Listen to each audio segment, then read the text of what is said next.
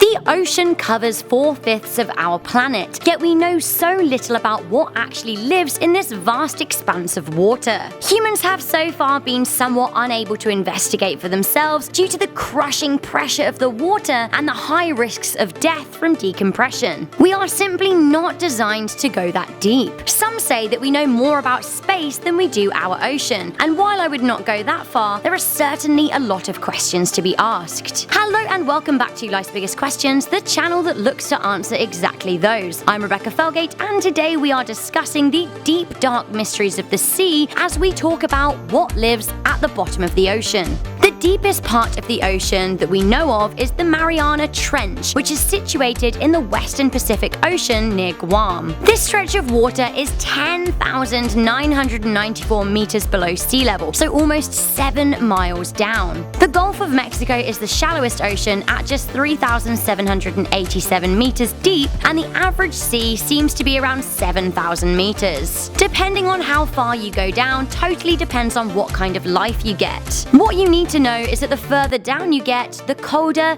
darker, and heavier things become. Let's have a look at the more accessible deep sea life living at depths between 3,000 to 5,000 meters. And I don't want to scare you, but some of these creatures look like actual monsters. At a depth of 3,000 feet, sure, you'll meet cute living foliage like the sea lily, but you will also meet the vampire squid. Yes, the vampire squid. This squid can live at very low oxygen areas and navigates the darkness with its huge eye. This squid proportionally has the largest eye in the world, and all the better for seeing you with, my dear. This squid gets its spooky name from its dark, flappy arms, which it can wrap around itself like a cloak. You have to love a deep sea honey who can accessorize. Between 2,000 to 5,000 meters, we meet the fangtooth fish. 16 centimeters long and with disproportionately big teeth, the fangtooth is perhaps equally terrifying looking as the Pacific viper fish. This fish lives 4,400 meters down and is bioluminescent, aka it glows in the dark.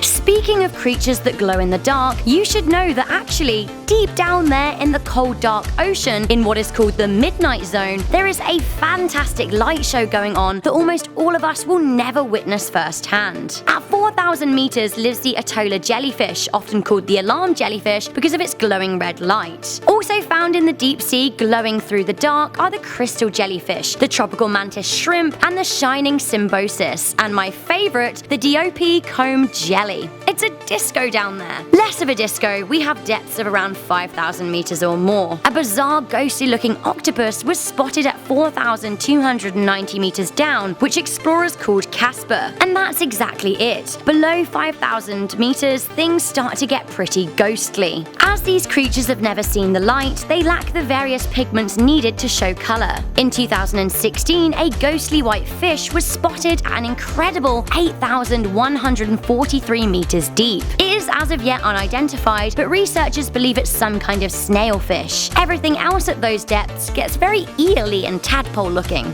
Okay, so what lives in the Mariana Trench, the deepest known part of the ocean? Can it even sustain life? Well, yes actually. Well, how do we know that? Director James Cameron descended 10,898 meters down, but the lowest a submarine has ever been is 10,911 meters. The Challenger Deep mission, containing Jacques Piccard and Don Walsh. They met the surface of the Earth's crust at the bottom of the ocean, and Piccard spotted what he thought was a flatfish, but was likely a sea cucumber, which are found on sea floors worldwide. What else is there? Well, a bunch of albino-looking shrimp. These are officially called amphipods. Other than that, it's a whole load of amoebas and single-cell organisms. So how do the things that live this far down survive? Mostly from sea snow, which isn't as nice as it sounds. What is sea snow? Well, it's falling cells from dead animals higher up in the ocean, like whales. Yum. So there we have it. We have explored the mysteries of the sea, and while we have a lot more questions to ask and a lot more area to explore, I'm glad that we at least can give you an idea of what happens down there. Did you guys find this episode of Life's Biggest Questions interesting? And what is your favorite deep sea creature? Let me know in the comments section down below. For now, I'm Rebecca Felgate. Remember to stay curious, stay alert, and never ever stop questioning.